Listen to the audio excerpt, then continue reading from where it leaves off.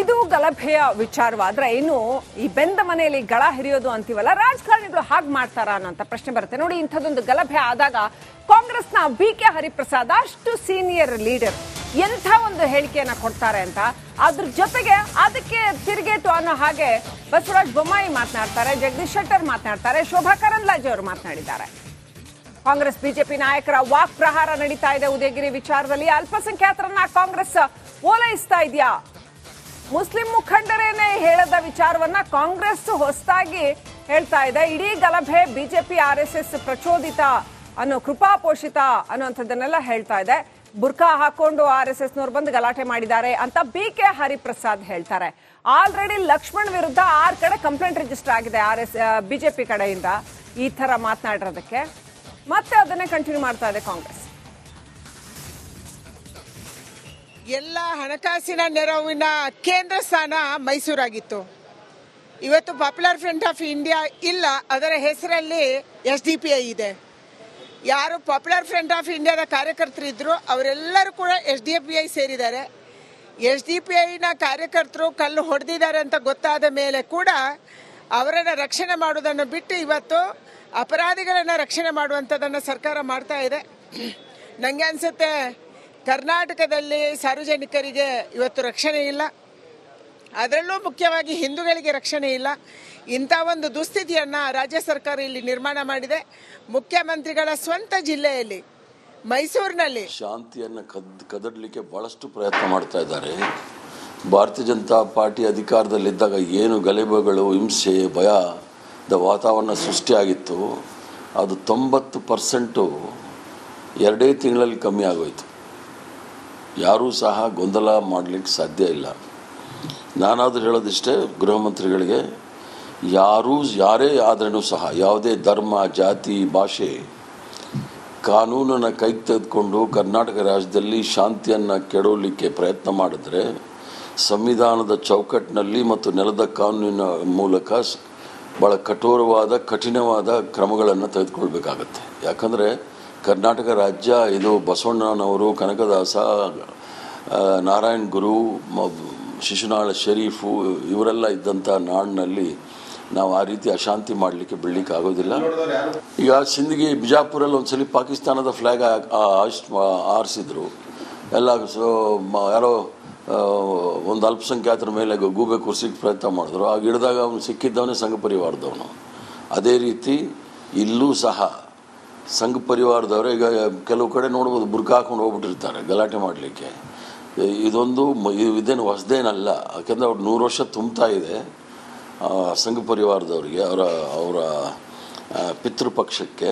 ಆದ್ದರಿಂದ ಎಲ್ಲ ರೀತಿಯ ಅವರ ಚಿಂತನೆಗಳನ್ನು ಅನುಷ್ಠಾನಕ್ಕೆ ತರಲಿಕ್ಕೆ ಪ್ರಯತ್ನ ಬೀಳ್ತಾರೆ. ಕರ್ನಾಟಕದಲ್ಲಿ ಅದು ಸಾಧ್ಯ ಇಲ್ಲ. ಯಾವಾಗ ಹುಬ್ಬಳ್ಳಿ ಪೊಲೀಸ್ ಸ್ಟೇಷನ್ ಮೇಲೆ ದಾಳಿ ಆಗಿರೋ ಕೇಸನ್ನು ತಗೊಂಡು ಸಮಾಜಘಾತಕ ಶಕ್ತಿಗಳಿಗೆ ಪ್ರೋತ್ಸಾಹ ಸಿಕ್ಕಿದೆ. ಪೊಲೀಸ್ ಸ್ಟೇಷನ್ ಮೇಲೇ ದಾಳಿ ಮಾಡ್ತಾರಂತಂದರೆ ಅವ್ರಿಗೆ ಯಾವ ಕುಮ್ಮಕ್ಕಿರ್ಬೋದು, ಯಾವ ರಾಜಕೀಯ ಬೆಂಬಲದಿಂದ ಮಾಡ್ತಿರ್ಬೋದು ಭಾಳ ಸ್ಪಷ್ಟವಾಗಿದೆ. ಅಲ್ಲಿ ಮೈಸೂರಿನಲ್ಲಿ ಹಿಂದೆ ಅವ್ರ ಶಾಸಕರು ತನ್ವೀರ್ ಸೇಠರ ಮೇಲೆ PFIದವರು ಅಟ್ಯಾಕ್ ಮಾಡಿರುವಂಥ ಹಲವಾರು ಘಟನೆಗಳಿದೆ. ಅಲ್ಲಿ ಕೇರಳದಿಂದ PFI ಆ್ಯಕ್ಟಿವಿಟಿ ಭಾಳಷ್ಟು ಅಲ್ಲಿ ದೊಡ್ಡ ಪ್ರಮಾಣದಲ್ಲಿರೋದ್ರಿಂದ ಅವೆಲ್ಲ ಎಲಿಮೆಂಟ್ಸು ಸೇರಿ ಇವತ್ತು ಅಟ್ಯಾಕ್ ಮಾಡಿದೆ. ಇದನ್ನು ಸುಮ್ಮನೆ ಬಿಟ್ಟರೆ ಇನ್ನು ಕಾನೂನು ಸುವ್ಯವಸ್ಥೆ ಕಾಪಾಡೋರೇ ಆತಂಕದಲ್ಲಿದ್ದಾರೆ. ಅಂದರೆ ಯಾರು ಪೊಲೀಸರು ಅಮಾಯಕರನ್ನ, ಬಡವ್ರನ್ನ ಕಾಪಾಡಬೇಕು, ಅವ್ರಿಗೆ ಇವತ್ತು ಭಯ ಹುಟ್ಟಿಸುವಂಥ ಕೆಲಸ ಮಾಡಿದರೆ ಕಾನೂನು ಸುವ್ಯವಸ್ಥೆಯಲ್ಲಿ ಇರ್ತದೆ. ಇದು ಭಾಳ ಗಂಭೀರವಾದ ವಿಚಾರ. ಮುಖ್ಯಮಂತ್ರಿಗಳು ಭಾಳ ಗಂಭೀರವಾಗಿ ತಗೋಬೇಕು. ಇದು ಗಲಭೆಯ ವಿಚಾರವಾದ್ರೆ ಇನ್ನು ಈ ಬೆಂದ ಮನೆಯಲ್ಲಿ ಗಳ ಹಿರಿಯೋದು ಅಂತೀವಲ್ಲ, ರಾಜಕಾರಣಿಗಳು ಹಾಗೆ ಮಾಡ್ತಾರ ಅನ್ನೋಂಥ ಪ್ರಶ್ನೆ ಬರುತ್ತೆ. ನೋಡಿ, ಇಂಥದ್ದೊಂದು ಗಲಭೆ ಆದಾಗ ಕಾಂಗ್ರೆಸ್ನ ಬಿ.ಕೆ. ಹರಿಪ್ರಸಾದ್ ಅಷ್ಟು ಸೀನಿಯರ್ ಲೀಡರ್ ಎಂಥ ಒಂದು ಹೇಳಿಕೆಯನ್ನ ಕೊಡ್ತಾರೆ ಅಂತ, ಅದ್ರ ಜೊತೆಗೆ ಅದಕ್ಕೆ ತಿರುಗೇಟು ಅನ್ನೋ ಹಾಗೆ ಬಸವರಾಜ ಬೊಮ್ಮಾಯಿ ಮಾತನಾಡ್ತಾರೆ, ಜಗದೀಶ್ ಶೆಟ್ಟರ್ ಮಾತನಾಡ್ತಾರೆ, ಶೋಭಾ ಕರಂದ್ಲಾಜೆ ಅವರು ಮಾತನಾಡಿದ್ದಾರೆ. ಕಾಂಗ್ರೆಸ್ ಬಿಜೆಪಿ ನಾಯಕರ ವಾಕ್ ಪ್ರಹಾರ ನಡೀತಾ ಇದೆ ಉದಯಗಿರಿ ವಿಚಾರದಲ್ಲಿ. ಅಲ್ಪಸಂಖ್ಯಾತರನ್ನ ಕಾಂಗ್ರೆಸ್ ಓಲೈಸ್ತಾ ಇದೆಯಾ? ಮುಸ್ಲಿಂ ಮುಖಂಡರೇನೆ ಹೇಳದ ವಿಚಾರವನ್ನ ಕಾಂಗ್ರೆಸ್ ಹೊಸದಾಗಿ ಹೇಳ್ತಾ ಇದೆ. ಇಡೀ ಗಲಭೆ ಬಿಜೆಪಿ ಆರ್ಎಸ್ಎಸ್ ಪ್ರಚೋದಿತ ಅನ್ನೋ, ಕೃಪಾಪೋಷಿತ ಅನ್ನೋಂಥದ್ದನ್ನೆಲ್ಲ ಹೇಳ್ತಾ ಇದೆ. ಬುರ್ಕಾ ಹಾಕೊಂಡು ಆರ್ಎಸ್ಎಸ್ ನವರು ಬಂದು ಗಲಾಟೆ ಮಾಡಿದ್ದಾರೆ ಅಂತ ಬಿ.ಕೆ. ಹರಿಪ್ರಸಾದ್ ಹೇಳ್ತಾರೆ. ಆಲ್ರೆಡಿ ಲಕ್ಷ್ಮಣ್ ವಿರುದ್ಧ 6 ಕಡೆ ಕಂಪ್ಲೇಂಟ್ ರಿಜಿಸ್ಟರ್ ಆಗಿದೆ ಬಿಜೆಪಿ ಕಡೆಯಿಂದ ಈ ಥರ ಮಾತನಾಡಿರೋದಕ್ಕೆ ಮತ್ತೆ ಅದನ್ನೇ ಕಂಟಿನ್ಯೂ ಮಾಡ್ತಾ ಇದೆ ಕಾಂಗ್ರೆಸ್. ಎಲ್ಲ ಹಣಕಾಸಿನ ನೆರವಿನ ಕೇಂದ್ರ ಸ್ಥಾನ ಮೈಸೂರಾಗಿತ್ತು. ಇವತ್ತು ಪಾಪ್ಯುಲರ್ ಫ್ರಂಟ್ ಆಫ್ ಇಂಡಿಯಾ ಇಲ್ಲ, ಅದರ ಹೆಸರಲ್ಲಿ SDPI ಇದೆ. ಯಾರು ಪಾಪ್ಯುಲರ್ ಫ್ರಂಟ್ ಆಫ್ ಇಂಡಿಯಾದ ಕಾರ್ಯಕರ್ತರಿದ್ರು ಅವರೆಲ್ಲರೂ ಕೂಡ SDPI ಸೇರಿದ್ದಾರೆ. SDPIನ ಕಾರ್ಯಕರ್ತರು ಕಲ್ಲು ಹೊಡೆದಿದ್ದಾರೆ ಅಂತ ಗೊತ್ತಾದ ಮೇಲೆ ಕೂಡ ಅವರನ್ನು ರಕ್ಷಣೆ ಮಾಡುವುದನ್ನು ಬಿಟ್ಟು ಇವತ್ತು ಅಪರಾಧಿಗಳನ್ನು ರಕ್ಷಣೆ ಮಾಡುವಂಥದ್ದನ್ನು ಸರ್ಕಾರ ಮಾಡ್ತಾ ಇದೆ. ನನಗೆ ಅನಿಸುತ್ತೆ ಕರ್ನಾಟಕದಲ್ಲಿ ಸಾರ್ವಜನಿಕರಿಗೆ ಇವತ್ತು ರಕ್ಷಣೆ ಇಲ್ಲ, ಅದರಲ್ಲೂ ಮುಖ್ಯವಾಗಿ ಹಿಂದೂಗಳಿಗೆ ರಕ್ಷಣೆ ಇಲ್ಲ. ಇಂಥ ಒಂದು ದುಸ್ಥಿತಿಯನ್ನು ರಾಜ್ಯ ಸರ್ಕಾರ ಇಲ್ಲಿ ನಿರ್ಮಾಣ ಮಾಡಿದೆ. ಮುಖ್ಯಮಂತ್ರಿಗಳ ಸ್ವಂತ ಜಿಲ್ಲೆಯಲ್ಲಿ ಮೈಸೂರಿನಲ್ಲಿ ಶಾಂತಿಯನ್ನು ಕದಡಲಿಕ್ಕೆ ಬಹಳಷ್ಟು ಪ್ರಯತ್ನ ಮಾಡ್ತಾ ಇದ್ದಾರೆ.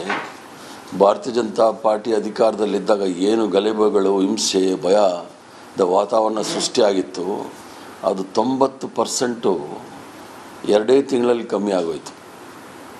ಯಾರೂ ಸಹ ಗೊಂದಲ ಮಾಡಲಿಕ್ಕೆ ಸಾಧ್ಯ ಇಲ್ಲ.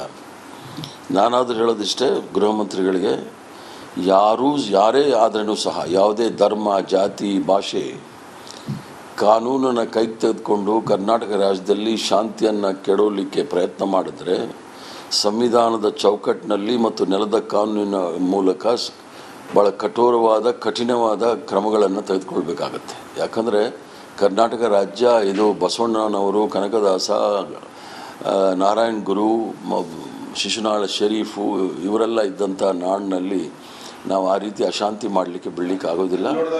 ಈಗ ಸಿಂದಗಿ, ಬಿಜಾಪುರಲ್ಲಿ ಒಂದ್ಸಲಿ ಪಾಕಿಸ್ತಾನದ ಫ್ಲ್ಯಾಗ್ ಆರಿಸಿದ್ರು. ಎಲ್ಲ ಯಾರೋ ಒಂದು ಅಲ್ಪಸಂಖ್ಯಾತರ ಮೇಲೆ ಗೂಬೆ ಕೂರಿಸಿಕ್ಕೆ ಪ್ರಯತ್ನ ಮಾಡಿದ್ರು. ಆಗ ಹಿಡಿದಾಗ ಅವನು ಸಿಕ್ಕಿದ್ದವನೇ ಸಂಘ ಪರಿವಾರದವನು. ಅದೇ ರೀತಿ ಇಲ್ಲೂ ಸಹ ಸಂಘ ಪರಿವಾರದವರು ಈಗ ಕೆಲವು ಕಡೆ ನೋಡ್ಬೋದು ಬುರ್ಕ ಹಾಕೊಂಡು ಹೋಗ್ಬಿಟ್ಟಿರ್ತಾರೆ ಗಲಾಟೆ ಮಾಡಲಿಕ್ಕೆ.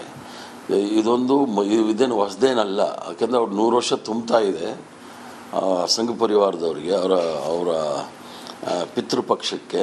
ಆದ್ದರಿಂದ ಎಲ್ಲ ರೀತಿಯ ಅವರ ಚಿಂತನೆಗಳನ್ನು ಅನುಷ್ಠಾನಕ್ಕೆ ತರಲಿಕ್ಕೆ ಪ್ರಯತ್ನ ಬೀಳ್ತಾರೆ. ಕರ್ನಾಟಕದಲ್ಲಿ ಅದು ಸಾಧ್ಯ ಇಲ್ಲ. ಯಾವಾಗ ಹುಬ್ಬಳ್ಳಿ ಪೊಲೀಸ್ ಸ್ಟೇಷನ್ ಮೇಲೆ ದಾಳಿ ಆಗಿರೋ ಕೇಸನ್ನು ತಗೊಂಡು ಸಮಾಜಘಾತಕ ಶಕ್ತಿಗಳಿಗೆ ಪ್ರೋತ್ಸಾಹ ಸಿಕ್ಕಿದೆ. ಪೊಲೀಸ್ ಸ್ಟೇಷನ್ ಮೇಲೇ ದಾಳಿ ಮಾಡ್ತಾರಂತಂದರೆ ಅವ್ರಿಗೆ ಯಾವ ಕುಮ್ಮಕ್ಕಿರ್ಬೋದು, ಯಾವ ರಾಜಕೀಯ ಬೆಂಬಲದಿಂದ ಮಾಡ್ತಿರ್ಬೋದು ಭಾಳ ಸ್ಪಷ್ಟವಾಗಿದೆ. ಅಲ್ಲಿ ಮೈಸೂರಿನಲ್ಲಿ ಹಿಂದೆ ಅವ್ರ ಶಾಸಕರು ತನ್ವೀರ್ ಸೇಠ್ ಅವ್ರ ಮೇಲೆ PFIದವ್ರು ಅಟ್ಯಾಕ್ ಮಾಡಿರುವಂಥ ಹಲವಾರು ಘಟನೆಗಳಿದೆ. ಅಲ್ಲಿ ಕೇರಳದಿಂದ PFI ಆ್ಯಕ್ಟಿವಿಟಿ ಭಾಳಷ್ಟು ಅಲ್ಲಿ ದೊಡ್ಡ ಪ್ರಮಾಣದಲ್ಲಿರೋದ್ರಿಂದ ಅವೆಲ್ಲ ಎಲಿಮೆಂಟ್ಸು ಸೇರಿ ಇವತ್ತು ಅಟ್ಯಾಕ್ ಮಾಡಿದೆ. ಇದನ್ನು ಸುಮ್ಮನೆ ಬಿಟ್ಟರೆ ಇನ್ನು ಕಾನೂನು ಸುವ್ಯವಸ್ಥೆ ಕಾಪಾಡೋರೇ ಆತಂಕದಲ್ಲಿದ್ದಾರೆ. ಅಂದರೆ ಯಾರು ಪೊಲೀಸರು ಅಮಾಯಕರನ್ನ, ಬಡವ್ರನ್ನ ಕಾಪಾಡಬೇಕು ಅವ್ರಿಗೆ ಇವತ್ತು ಭಯ ಹುಟ್ಟಿಸುವಂಥ ಕೆಲಸ ಮಾಡಿದರೆ ಕಾನೂನು ಸುವ್ಯವಸ್ಥೆಯಲ್ಲಿ ಇರ್ತದೆ. ಇದು ಭಾಳ ಗಂಭೀರವಾದ ವಿಚಾರ. ಮುಖ್ಯಮಂತ್ರಿಗಳು ಭಾಳ ಗಂಭೀರವಾಗಿ ತಗೋಬೇಕು.